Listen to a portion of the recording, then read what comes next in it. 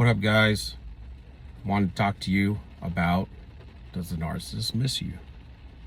Do they think about you on a regular basis? Do they, after post-discard, maybe they've been with another individual and they've come back to you several times, or flip-flop between the two of you, or maybe there was several love partners that they've had since they've been with you, but do they miss you? Do they think about you? Do they feel the regret? Maybe they've tried to hoover you. But I'll tell you that if you were that person, that partner that really cared for them, that one that gave them all that you could give, somebody that you've comforted them and in times of need, and you gave them counsel when they needed it, and you helped them to direct themselves in life in the best way that you knew how, only to be utterly knocked down, beaten, and almost utterly destroyed, only to be left out in the cold with a narcissistic discard, to find out that they have monkey branched to someone else, and then maybe have come back to you several times, and then have repeated the scenario over and over again until the point that you have not, accepted them back. Do they miss you? They miss you. They'll miss you, and they will, at some point, if you get to where you are an individual that stands up for yourself and realizes your worth, you shake the dust off and you move on with your life. You find happiness and you reset yourself and you move on, become much more successful than you already were, and work on your inner self, your shadow self, continue to grow. They're going to miss you. This the thing is a lot of times the narcissist ends up with a lot of garbage. I mean, when it comes to individuals that they consider and call love partners, what we see and what's really going on behind the scenes is not the same at all. In fact, it's usually the opposite. They always have a way of presenting a smile, a grin. They always have a way of making everything look so peachy, a life of luxury and a life of just a grand old time. But that's not happening, and if you've dated the narcissist, then you know that it didn't happen, and that's exactly what was portrayed in the relationship when you were in it with them. Except now, every year, every day, the narcissist gets much more worse and much more heartless, because this construct is taking them over more and more, and they're getting older, and they're losing their looks, they're losing their patience and their energy. And at this point, if they're in their 30s or their 40s or whatever, they supply is running slim. There's not supply like there was when they was in their 20s. There's not supply like that, and a lot of people have become married. A lot of people that the good ones are, have been a lot of the good ones have been, married off. And so they're going to get a lot of, a lot of times they're going to get a lot of people that are trashy because that's all they can get. A lot of times you were the one that they got lucky. And they know that. And you were the one that was the best one. You were the best supply. You were the golden X. And what they find later on in life is, maybe a year or two down the road, and they want to get you back, and they can't. They can't get you back. They thought they could. They have other supply that they've been with, and the other supply, it was fun for a minute, and then they hopscotch through, probably 8 to 10 different people, 12 people, who knows. And then they just want to, they want to come back to you now. And maybe in the past they never really cared to come back to you. Maybe they just kept doing what they were doing, and maybe you wanted them back then, and maybe you would have accepted them back then. Maybe God had some grace on you and let that narcissist find a bunch of other junkies to hang out with.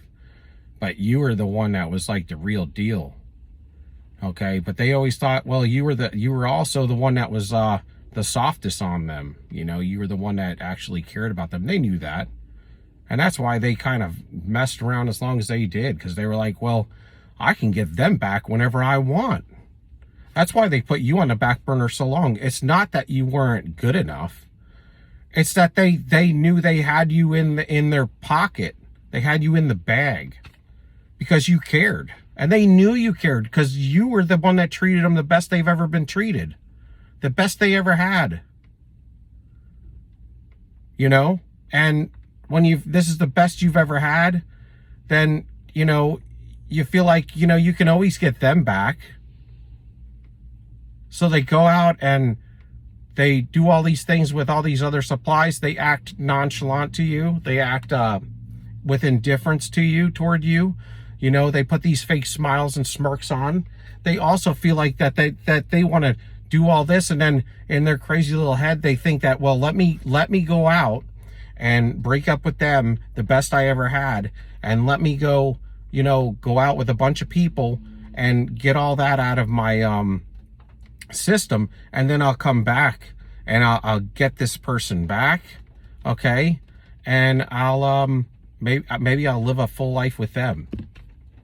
This is how they think.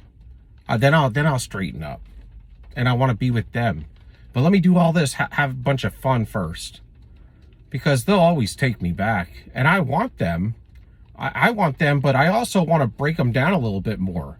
Because if I break them down a little bit more, then they'll stay with me. When I get them back after messing with all these people, then come back to them, they'll be broke down so bad, and they'll know what I can do, that I can get anybody I want. That when I come back to them, then they're going to accept me, but they're going to love me more, and they're going to be scared that this could happen again, so they're going to treat me even better. Because the narcissist is never happy. They're a black hole. And they need more and more and more of you. They need it over and over and over.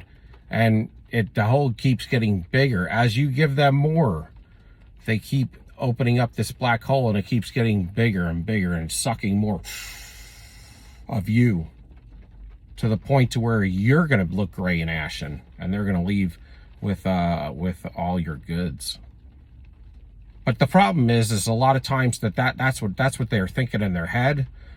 If you really want to know, that's kind of what they're thinking in their head a lot of times. And you don't know this. You're thinking, I did everything I could do for them. They brought me to the top of the mountain, in the love bomb, and I'd love to get there again.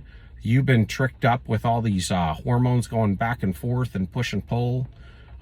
You've been getting the carrot to chew on and the stick to get beat with, and then they might give you a little bit of love bomb here, and then back to the devalue again, the continued devalue phase, and then they finally just leave you after you've just given them everything.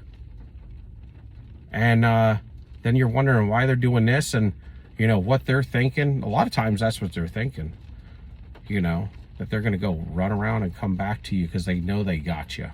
But then you start learning about this stuff, and you start healing, or you start seeing, that what you're worth, that your worth is much greater than you ever thought. And that maybe you start learning that, hey, I had dealt with this all my life and I didn't realize it. I just got educated on looking things up and Googling, and found narcissism. And then you start to heal, and then you start looking good. Your smile's coming back. You might be starting a new business, or you might be doing something else, or something good, things good for yourself. And man, now you're starting to, this thing is getting exponential now. Your growth, and everything that you're doing in your life, it's getting exciting again. You're starting to march, now you're starting to straighten your back out. You're starting to stand up with your chin up. Okay? You're starting to value yourself now. Now you're getting a whole new glow to you. You're getting a whole new aura going on. Now you're starting to get some extra stacks of money in your pocket, man, and you're starting to look good. You're starting to feel good now. You might be gymming a little bit and doing whatever. But see, this is the thing, man. Now the narcissist is like, oh my God, look at that golden X. Man, he looks so good, or she looks so good. I got to get them back now, because if I don't get them back now, somebody else is going to take them, and I can't have that. Wow, I didn't think they looked this good. I got to run back to them because I had them in the bag. I got to go get them back now. And they come back to you and you tell them no. You got them blocked everywhere, unbeknownst to them, because they haven't even cared about you, because they were doing their thing. So this is the thing. They're going to get to a point to where then they're going to get infatuated with you. And when you keep telling them no, it's going to like mess them up. They won't be able to stop ruminating over you. And you're going to continue to escalate. You're growing, man. You're looking good. And you ain't even bothered by them now. You're not even getting caught up in it anymore, because you've had enough time to heal. And God giving you grace to let that narcissist go out and do their thing for long enough to where it gave you just enough time to heal. Just enough time to figure out what's going on. Just enough time to know that, you know, your value, to know who you are, to know what you're worth. Okay? So you just, humbly walking, doing your thing, and you're just, you know what? You're not even doing this on purpose, but you're indifferent to them. You're unconscious to what they're doing. You don't need their validation and their approval because you healed. You don't need anything from them. In fact, you'd rather not ever see them again if you can help it. You just want to have your blinders on when it comes to the narcissist. You want to just don't let the left know what the right's doing. You want to keep your eye of sight on the prize, what you're doing and where you're headed. You got your own goals in mind now. And your own goals in mind have nothing to do with the narcissist. You want them to leave you alone. You want them in desperation to just leave you alone.